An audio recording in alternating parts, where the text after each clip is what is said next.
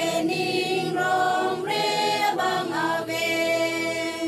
ni kang hon Christmas ar ni nang le chu tang lo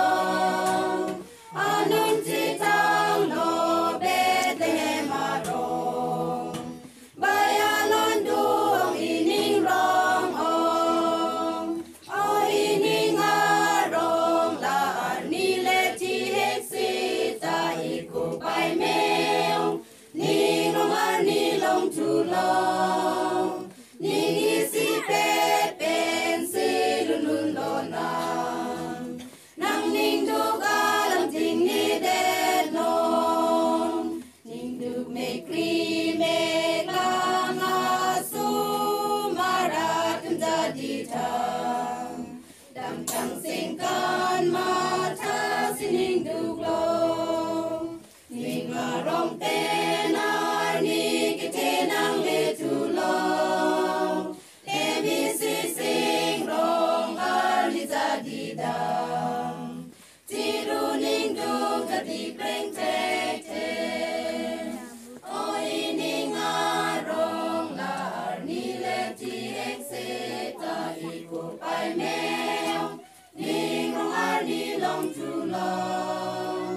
ning I si pe pen si lun lun lo na nang ning du ka lam ting ne de non sing hon der pi za ya ni nang pi za na me tu me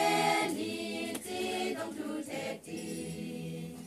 ning a rong lu men ben du leng me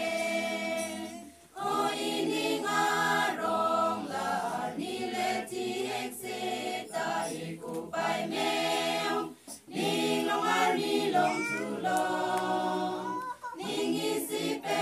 pen si lun lun lo na nang ning du ga lam ting ni de non sing pi ra na mi lai kom na sing long pen lun lo na